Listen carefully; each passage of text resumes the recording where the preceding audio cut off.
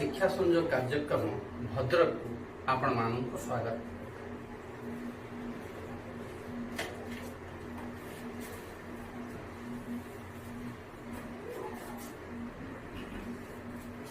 आज आम दशम श्रेणी भौतिक विज्ञान जो आलोचना करवा से विषयटी रही अम्ल क्षार और लवण जहाँ आम पूर्व क्लास मानक आलोचना करिसेंती।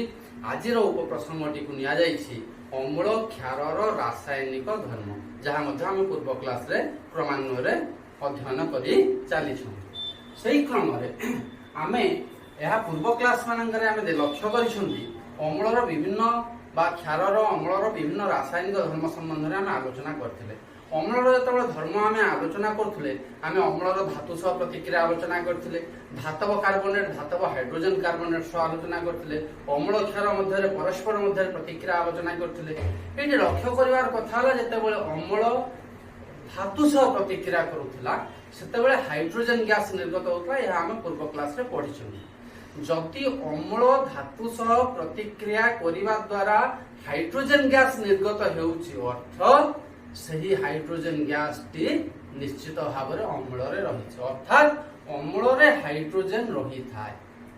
ताले आम जदि वाक्यटी को उलटाई दबा सब हाइड्रोजन थिबा अणु बा पदार्थ कौन गोटे गोटे अम्ल हेबे कि आसंतु गोटे परीक्षा करी हम लक्ष्य करिबा।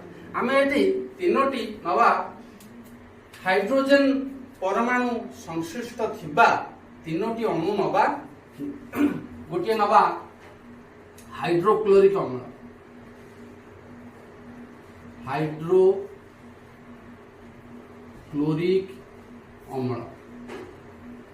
आउ गोटे कौन नवा अल्कोहल आउ गोटे कौन नवा ग्लूकोज। मु तीनोटर संकेत लिखि दउछि। अल्कोहल जगह वो इथाइल अल्कोहल टी को विचार को नउछि। Glucose रला C6H12O6। वर्तमान आम जो तीनोटी एठी नैचंती यौगिक अणु नैचंती ए तीनोटी यौगिक एथिरे गोटे हाइड्रोजन अछि, एठी 6टी हाइड्रोजन अछि, एठी 12टी हाइड्रोजन परमाणु रहिछि। तने सबु यौगिक जेहेतु हाइड्रोजन रहिछि ताहले ये सब गुडी को आमे अम्ल कहि परिबा कि देखिबा कोन होछि। आमे एठी ता पई गोटे परीक्षा करिबा।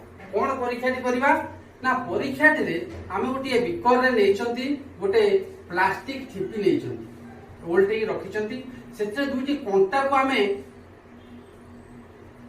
संयुक्त करचंती। से कंटा को परिवाही तार सह संयुक्त करा जायछि। ताहा से तार सहित संयुक्त होइछि कोन गोटे 6 वोल्ट रो बैटरी संयुक्त होइछि, गोटे बल्ब संयुक्त होइछि एवं गोटे स्विच रहिछि जाको हम ऑन ऑफ करिबा। वर्तमान मु ए जो पात्र रे कोन करली प्रथमे HCl को जदी नेबी HCl रो जलीय द्रवण को वर्तमान HCl को जल रे जलीय द्रवण को HCl मु नेली एठी नेली नेकी लक्ष्य करिबी स्विच जेतेबेले मु ऑन करिबी बल्ब टी जळिबो। बल्ब टी कोन हबो बल्ब जळिबो। जेतेबेले HCl बदल हाइड्रोक्लोरिक अम्ल बदल रे मु अल्कोहल रो द्रवण नेबी स्विच ऑन करिबी आउ सेटा विज्ञानगार रे परीक्षाटी मध्ये करा जाई परिबो बल्ब जळिबो नाही।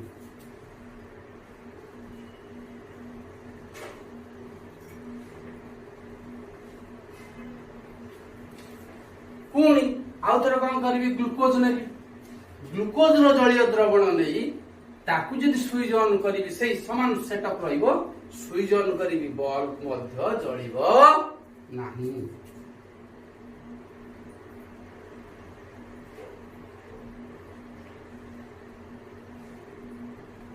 ताहले आमे लक्ष्य कले हाइड्रोक्लोरिक अम्ल नैथिले बैटरी सह संयुक्त कर स्विच ऑन कले सेतेबेले बल्ब जळिला अर्थात ए जो द्रवण मध्य विद्युत स्रोत परिवाहित हैला।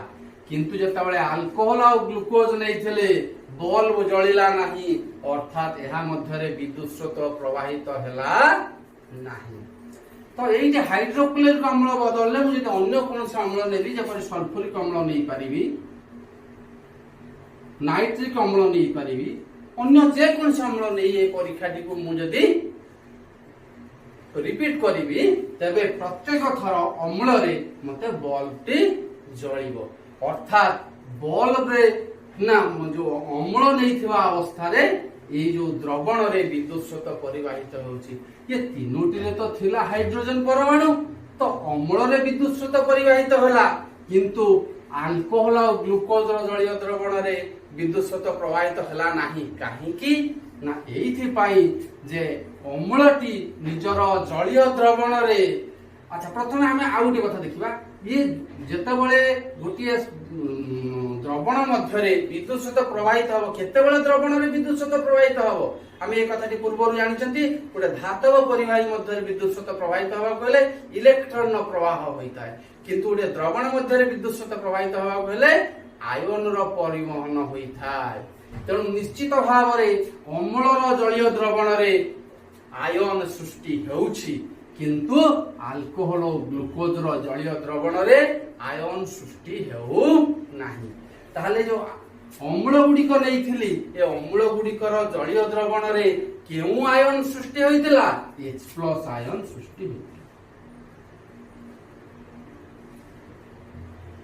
ତାହେଲେ ଉପରୋକ୍ତ ପରୀକ୍ଷାଟିରୁ ଆମେ ଏହି ସିଦ୍ଧାନ୍ତରେ ଉପନୀତ ହେଲେ ଯେ ଅମ୍ଳ ନିଜର ଜଳୀୟ ଦ୍ରବଣରେ H+ ଆୟନ ସୃଷ୍ଟି କରୁଥିବାରୁ ତାହା ବିଦ୍ୟୁତ ପରିବହନ କଲା, କିନ୍ତୁ ଆଲକୋହଲ ଏବଂ ଗ୍ଲୁକୋଜ ନିଜର ଜଳୀୟ ଦ୍ରବଣରେ H+ ଆୟନ ପ୍ରଦାନ କରୁନଥିବାରୁ ଏଥିରେ ବିଦ୍ୟୁତ ପ୍ରବାହିତ ହେଲା ନାହିଁ। ତାହେଲେ ଆମେ ଏଥିରୁ କଣ ଉପସଂହାରରେ ଉପନୀତ ହେଲେ? ନା ଏଇଥିରେ ଉପନୀତ ହେଲେ ଯେ ପ୍ରତ୍ୟେକ ଅମ୍ଳରେ ହାଇଡ୍ରୋଜେନ ଥାଏ, କିନ୍ତୁ ସମସ୍ତ ହାଇଡ୍ରୋଜେନ ଥିବା ଯୌଗିକ କେବେ ଅମ୍ଳ ହୋଇପାରିବେ ନାହିଁ।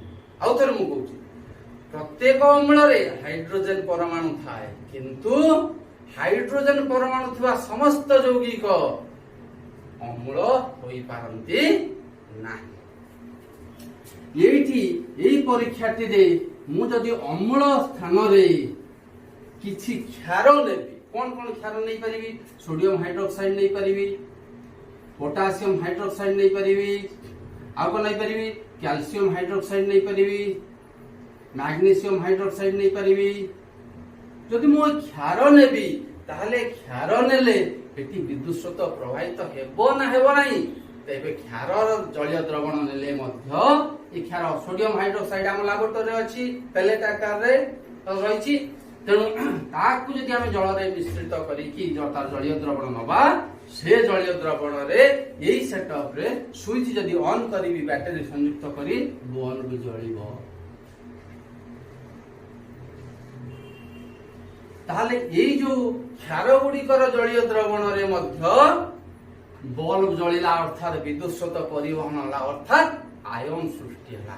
ଏଠି କେଉଁ ଆୟନ ସୃଷ୍ଟି ହେଲା? ଏଠି OH- ଆୟନ ସୃଷ୍ଟି ହେଉଛି, ହାଇଡ୍ରୋକ୍ସାଇଡ ଆୟନ।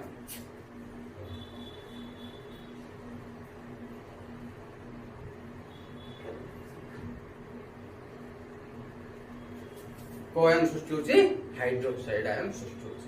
ବର୍ତ୍ତମାନ ଆମେ ପରବର୍ତ୍ତୀ ପର୍ଯ୍ୟାୟରେ ଲକ୍ଷ୍ୟ କରିବା, ଇଏ ଯୋଉ ଅମ୍ଳଟି ହାଇଡ୍ରୋଜେନ ଆୟନ ଦଉଥିଲା, ଇଏ ତାର ଜଳୀୟ ଦ୍ରବଣରେ ହାଇଡ୍ରୋଜେନ ଆୟନ ଦିଏ ନା ସବୁ ଅବସ୍ଥାରେ ସେ ହାଇଡ୍ରୋଜେନ ଆୟନ ପ୍ରଦାନ କରେ? ତା ପାଇଁ ମଧ୍ୟ ଗୋଟେ ଛୋଟିଆ ପରୀକ୍ଷା ଆମେ କରିପାରିବା।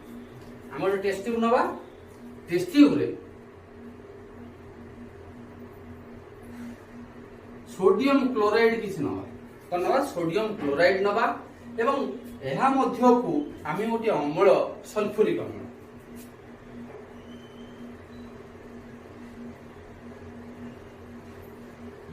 ଧୀରେ କରି ଏଇ ବାଟେ ଆମେ ସଲଫ୍ୟୁରିକ ଅମ୍ଳ କଣ କରିବା? ମିଶେଇବା। ଆମର ସଲଫ୍ୟୁରିକ ଅମ୍ଳ ଏତେ ମିଶେଇବା। ସୋଡିୟମ କ୍ଲୋରାଇଡ ଥିଲା, ସଲଫ୍ୟୁରିକ ଅମ୍ଳ ଆମେ ମିଶେଇଲୁ। ମିଶେଇବା ଦ୍ୱାରା କଣ ହବ? ବର୍ତ୍ତମାନ ଆମେ ଏଇଠି ଗୋଟେ ଠିକ ତାର ଗୋଟେ ଲଗେଇଦବା, କ୍ୟାପଟେ ଲଗେଇଦବା। এই କ୍ୟାପରେ ଗୋଟେ ନିର୍ଗମ ନଳୀ ସଂଯୁକ୍ତ ହୋଇଥିବ ପୂର୍ବରୁ। ନିର୍ଗମ ନଳୀ ସଂଯୁକ୍ତ ହୋଇଥିବା ଗୋଟେ ଠିପି ଆମେ ସଂଯୁକ୍ତ କଲେ, ଏଇ ଯୋଉ ସଲଫ୍ୟୁରିକ ଅମ୍ଳ ସୋଡିୟମ କ୍ଲୋରାଇଡ ସହ ପ୍ରତିକ୍ରିୟା କଲେ ଗ୍ୟାସ निर्गत करिवो हाइड्रोजन क्लोराइड HCl गैस निर्गत करिवो को गैस निर्गत करिवो HCl गैस निर्गत करिवो ये जो हाइड्रोजन क्लोराइड बा हाइड्रोक्लोरिक जो गैस टी हमर एठी निर्गत हला हाइड्रोजन क्लोराइड गैस से गैस टी एठी निर्गत हला बेले मु वर्तमान कोन करिवि एठी गुटी आनी की देखैबी नील लिटमस आमे ऑलरेडी पढ़ी सारचंती HCl बा हाइड्रोक्लोरिक एसिड गुटिए अम्ल एवं अम्ल नील लिटमस को कौन करी थाए लाल करी थाए तेणु ये जो गैस टे निर्गत होची अम्ल ताकू जेतेबेले आमे नील लिटमस टे देखेबा ताहा केउ रंग हबो लाल रंग हेइ जिवो की ना लाल रंग हेबो नाही काहे की हला नै ठीक अछि आमे कोन करबा से नील लिटमस टी बर्तनी आर्द्र कर दबा आर्द्र अर्थ टिके ता जल रे बुडै देकी ताकू नै देखैबा वर्तमान कोन लक्ष्य करबा ना आर्द्र लिटमस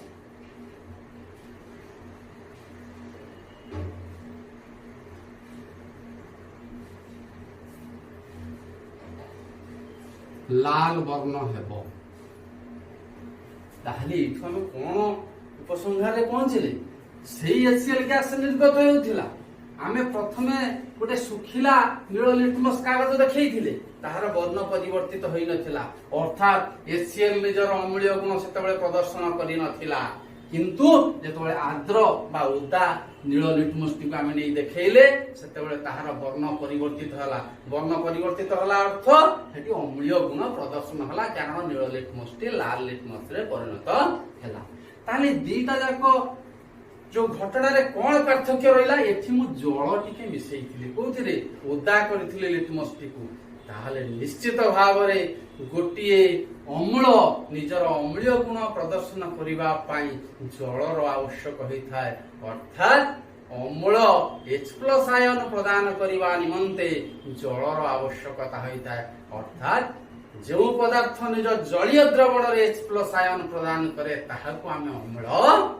कहिबा तन HCl गैस टी शुष्क अवस्था रे ताहा नील लिटमस को लाल करि पाला नै जेतेबेले ता जल रे द्रवीभूत हबो सेतेबेले ताहा कोन करिवो ना नील लिटमस को लाल करिवो अम्लीय गुण प्रदर्शन करिवो ताहाले HCl जो गैस टी थिला ताकू जेतेबेले आमे कोन कले जल मिसेले जल संयुक्त कले कोन हबो सीए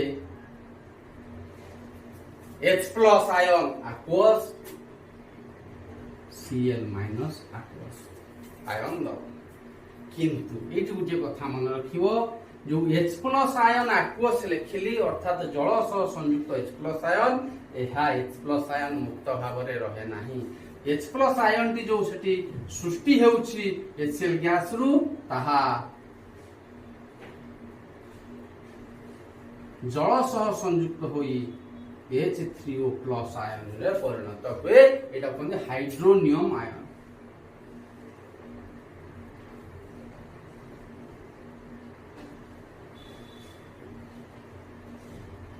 आयन कोन हाइड्रोनियम आयन ताहाले आमे एटा को दी प्रकार लिखि परिबा एमिति लिखि परिबा HCl aqueous gives rise to H+ aqueous plus Cl- aqueous H+ aqueous लिखिबा जहा H3O+ लिखिया मध्य सही by HCl gas plus H2O gives rise to H3O+ plus Cl- aqueous तब H3O+ लिखिबा जहा H+ aqueous लिखिबा मध्य आमे देखिबा अन्य केतोटी अम्ल नबा से माने विभाजित हेले किपरि भाबरे H+ आयन प्रदान करछन आमे लक्ष्य करिबा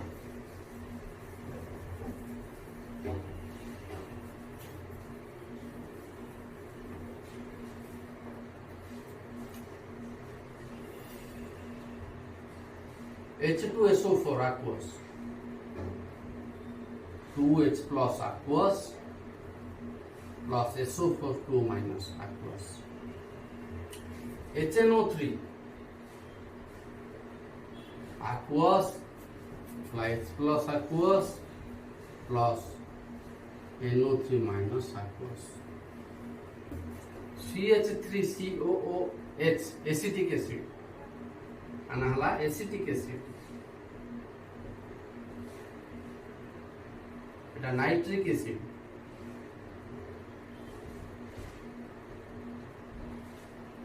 सल्फ्यूरिक एसिड जान এটা হলো CH3COO minus aqueous plus H plus aqueous এটা কোন এসিটেট আয়ন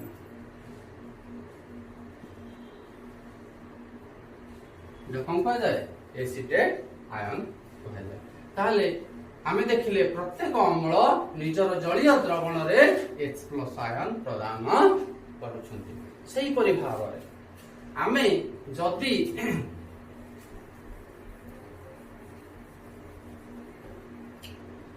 ক্ষার নবা কোন হবে অম্ল পরিবর্তে আমি যদি ক্ষার নেইতলে লক্ষ্য করলে ক্ষার মধ্য নিজর জলীয় দ্রবণরে বিদ্যুৎ পরিবহন করতলা অর্থাৎ আয়নরে পরিণত হেউতলা সে কেউ আয়নরে পরিণত हुए सोडियम हाइड्रोक्साइड सॉलिड जो पैलेट आकार रे थाए हमर विज्ञानगार रे आकु H2O रे मिसेले हमर Na plus aqueous OH minus aqueous KOH solid H2O K plus aqueous OH minus aqueous out नहीं जीवा मैग्नीशियम हाइड्रोक्साइड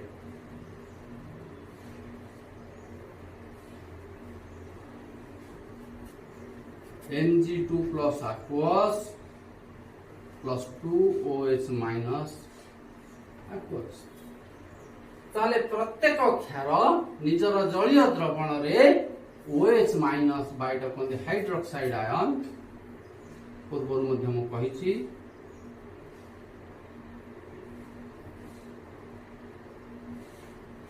हाइड्रोक्साइड आयन सृष्टि करू यही तो गोटे प्रश्न मन रे आसे जिते क्षार अछंती सब क्षार जल रे द्रवणीय कि से प्रश्न उत्तर दवा पूर्व मु आ गोटे संज्ञा दे कि तापर उत्तर देबी जेउ क्षार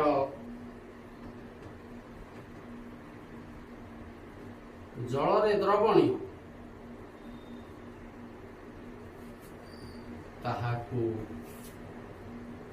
आल्काली कहा जाए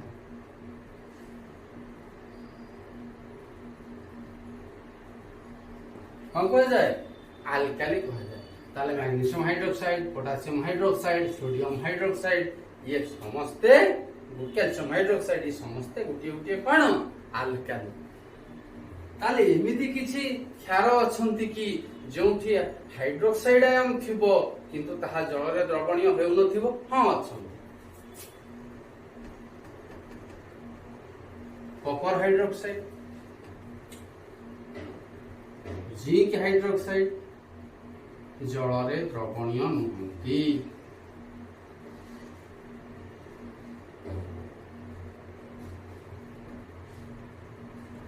जल रे द्रवणीय तेणु आको आमे आल्काली कहि परिबा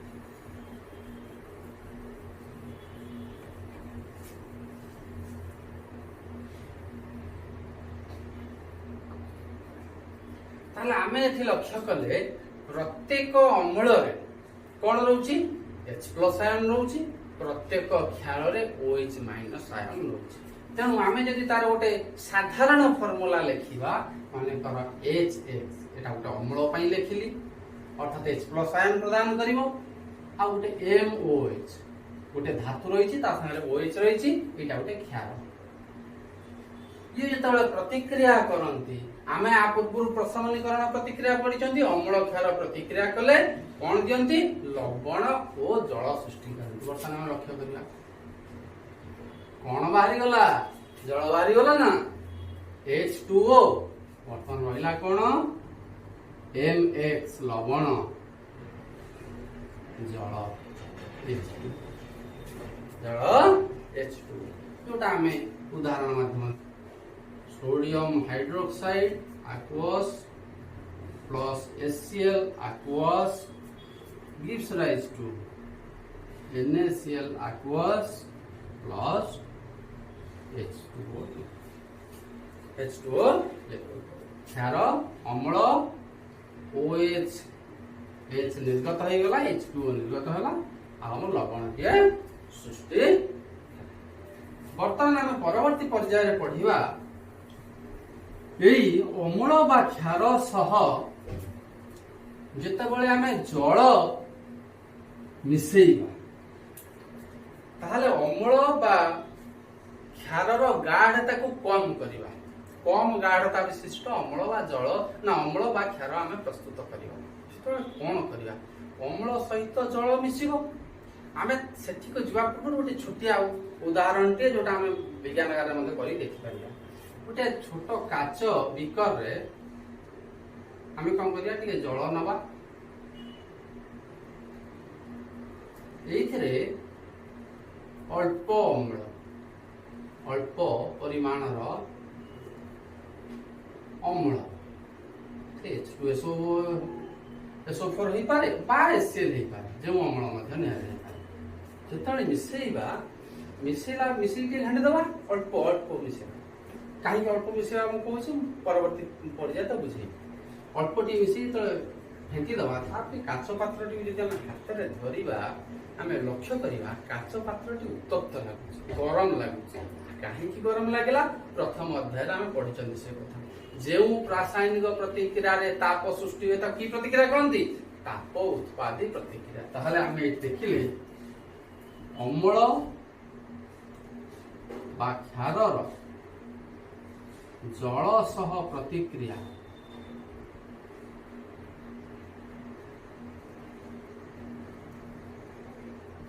ताप उत्पादी की प्रतिक्रिया, ताप उत्पादी बा एक्सोथर्मिक रिएक्शन बा ताप उत्पादी प्रतिक्रिया।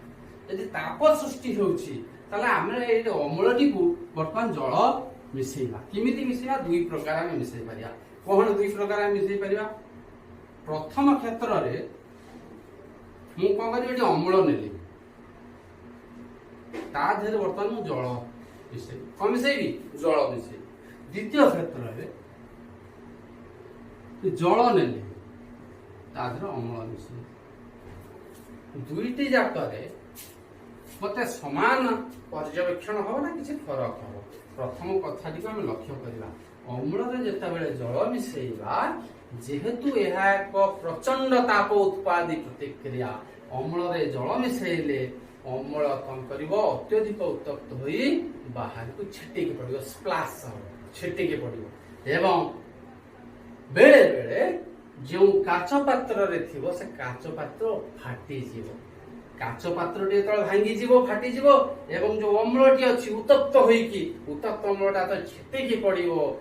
जो व्यक्ति थिबा आमे जदि सेही प्रतिक्रियाटी करूथिबा, आमे माने आघात प्राप्त हेबा ना हेबा नहीं, निश्चित भाव आघात प्राप्त हेबा। तेणु अम्ल रे जल मिसेइबा एक भूल प्रक्रिया। एभली मिसाइले दुर्घटना घटिबार संभावना रही थाए। तेणु द्वितीय ऑप्शन टी बुझिबा, अर्थात किपरि भाबरे अम्ल जल संयोग करा जाय ना, जल अधिक परिमाण रे निया जाइथिबो, अम्ल को ता मध्यरे बुंदा बुंदा करी पकाई कांस्टेंट स्टायरिंग अर्थात अनवरत घांटू थिबो। गोटे एटी ग्लास रड पड़ी थिबो, गोटे ग्लास रड रे अनवरत जलटा को घांटू थिबो, अम्ल को ठोपे ठोपे पकाउथिबो, जलटी को अनवरत घांटू थिबो। ताले एठी कोन ताप उत्पादी प्रतिक्रिया होउची, एठी ताप उत्पादी प्रतिक्रिया रे ठोपे ठोपे करी पकेइबा द्वारा जे टोपा टोपा करी किरी जे ताप सृष्टि होउची, ते ताप शक्ति को जल आहरण करी नउची, फलरे ताहा दुर्घटना रु हमकु रक्षा करूची। तणु किपरि भाबरे हम मिसेइबा जानिले ना, जल रे अम्ल को टोपा टोपा करी मिसेइबा एवं ता सहित आमे अनवरत भाबरे गोटे ग्लास रड रे ताको घांटू थिबा। त एई जो प्रक्रिया अम्ल रे जलर संयोग घटिला, एई प्रक्रिया को आमे की प्रक्रिया कहि परिबा, लघुकरण। कार लघुकरण होला, अम्लर लघुकरण। ताले ଅମ୍ଳରେ ଆମେ ଯଦି ଜଳ ଆଉ ଅମ୍ଳକୁ ମିଶେଇକିରି ତାର ଗୋଟେ ଦ୍ରବଣ ସୃଷ୍ଟି କରିବା ତାହେଲେ ସେ ପ୍ରକ୍ରିୟାକୁ ଅମ୍ଳର ଲଘୁକରଣ କୁହାଯାଏ ଏବଂ ଲଘୁକରଣ କରିବା ସମୟରେ ଅମ୍ଳ ହେଉ ବା କ୍ଷାର ହେଉ ଜଳ ମିଶିବା ଦ୍ୱାରା ଆମର ସେଥିରେ H+ ଆୟନର ଗାଢ଼ତା ବା OH- ଯଦି କ୍ଷାର ହୋଇଥିବ OH- ଆୟନର ଗାଢ଼ତା କଣ କରେ ହ୍ରାସ ପାଏ। H+ ଓ OH- ଆୟନର ଗାଢ଼ତା ହ୍ରାସ ପାଏ କେତେବେଳେ ଲଘୁକରଣ ସମୟରେ।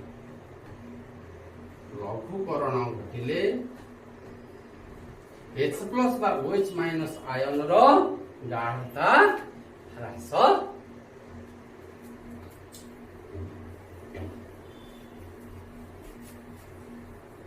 ସେଇଥିପାଇଁ ଯୋଉ ଲକ୍ଷ୍ୟ କରିଥିବ ଆମର ଯେଉଁଠି ବିଜ୍ଞାନାଗାରରେ ଗାଢ଼ ଅମ୍ଳ ବା କ୍ଷାରର ଯୋଉ ସୋଡିୟମ ହାଇଡ୍ରୋକ୍ସାଇଡ୍ ପେଲେଟର ଯୋଉ ଆମକୁ ଡବା ଦିଆଯାଇଥାଏ ଯେଉଁଥିରେ ତାହା ସଂରକ୍ଷିତ ହୋଇକି ରହିଥାଏ ତାହା ଉପରେ ଗୋଟେ ବିପଦ ସୂଚକ ଚିହ୍ନ ରହିଥାଏ। କାରଣ ଏହା ନିଜର କନସେନ୍ଟ୍ରେଟେଡ୍ ବା ଗାଢ଼ ଅବସ୍ଥାରେ କ୍ଷତିକାରକ। ଏହା ଆମ ଶରୀରର କ୍ଷତି କରିପାରେ ଯଦି ଆମ ଶରୀରର ଚର୍ମ ସଂସ୍ପର୍ଶରେ ଆସିବ। ତେଣୁ ଏହାକୁ ବ୍ୟବହାର କରିବା ବେଳେ ସତର୍କତା ଅବଲମ୍ବନ ନିହାତି ଆବଶ୍ୟକ ହୋଇଥାଏ। ତେଣୁ ଏଇଠି ଗୋଟିଏ କଥା ମୁଁ ଆଲୋଚନା କଲାବେଳେ ଆଲୋଚନା କଲି ଯେ ଯଦି ଅମ୍ଳ ବା କ୍ଷାରକୁ ଆମେ ଜଳରେ ମିଶଉଛନ୍ତି ତେବେ H+ ଆୟନ ଅମ୍ଳ ପ୍ରଦାନ କରୁଛି OH- କ୍ଷାର ପ୍ରଦାନ କରୁଛି। ତେବେ ସମସ୍ତ ପ୍ରକାର ଅମ୍ଳ ଯେଉଁ H+ ଆୟନ ପ୍ରଦାନ କରନ୍ତି ତାର ପରିମାଣ ସମାନ ଥାଏ କି ନା? କିଛି ଅମ୍ଳ ଅଛନ୍ତି ଜଳୀୟ ଦ୍ରବଣରେ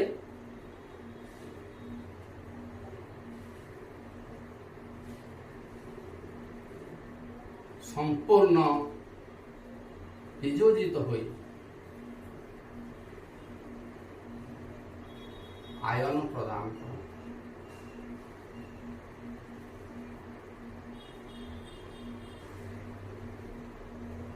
ଆଉ କିଛି ଅମ୍ଳ ଅଛନ୍ତି ଆଂଶିକ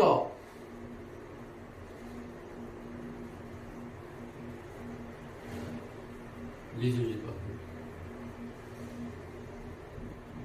ଅର୍ଥାତ୍ ସେ ଅମ୍ଳକୁ ଜଳରେ ମିଶାଇବା ଦ୍ୱାରା ସେ ଅମ୍ଳରେ ଯେତୋଟି ଅଣୁ ଥିବ ପ୍ରତ୍ୟେକ ଅଣୁରୁ ସମସ୍ତ H+ ଆୟନରେ ପରିଣତ ହୋଇଯାଏ। ସବୁ ଗୁଡ଼ିକ ଅଣୁ ଆୟନରେ ପରିଣତ ହୋଇ H+ ଆୟନ ପ୍ରଦାନ କରନ୍ତି। ଆଉ କିଛି ଅମ୍ଳ ଅଛନ୍ତି ଯେଉଁ ଗୁଡ଼ିକୁ ଜଳରେ ମିଶାଇବା ଦ୍ୱାରା ତାର ସମସ୍ତ ଅଣୁରୁ H+ ଆୟନ ନିର୍ଗତ ହୁଏ ନାହିଁ। ଅଳ୍ପ ଅଣୁ H+ ଆୟନ ପ୍ରଦାନ କରେ। ଆହୁରି ଅଧିକାଂଶ ଅଣୁ ବିଯୋଜିତ ନ ହୋଇ ନ ଭାଙ୍ଗି ଆୟନ ରୂପରେ ପ୍ରକାଶିତ ନ ହୋଇ ସେଇଭଳି ଅଣୁ ଆକାରରେ ରହିଯାଆନ୍ତି। ଯେଉଁଠି ସବୁଗୁଡ଼ିକ ଅଣୁ ଭାଙ୍ଗି ଯାଇ H+ ଆୟନ ପ୍ରଦାନ କରନ୍ତି ତାକୁ କହନ୍ତି ସବଳ ଅମ୍ଳ। ଯେଉଁଠି ଅମ୍ଳଟି ଆଂଶିକ ବିଯୋଜିତ ହୁଏ ନିଜ ଜଳୀୟ ଦ୍ରବଣରେ ସମ୍ପୂର୍ଣ୍ଣ ଭାବରେ ସମସ୍ତ ଅଣୁ ଭାଙ୍ଗି ନ ଯାଇ କିଛି ଅଣୁ ଭାଙ୍ଗନ୍ତି ଆଉ ଅଧିକାଂଶ ଅଣୁ ନ ଭାଙ୍ଗି ସେ ଅଣୁ ଆକାରରେ ରହିଥାନ୍ତି ତାକୁ କହନ୍ତି ଦୁର୍ବଳ ଅମ୍ଳ। ସେଇଭଳି ଯଦି କ୍ଷାର ନବା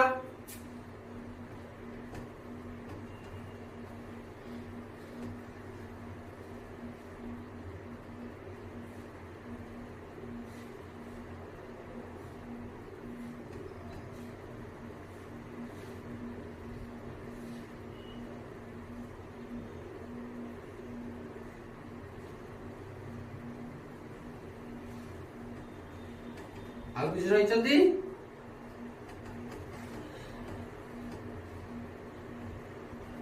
ଆଂଶିକ ବିଯୋଜିତ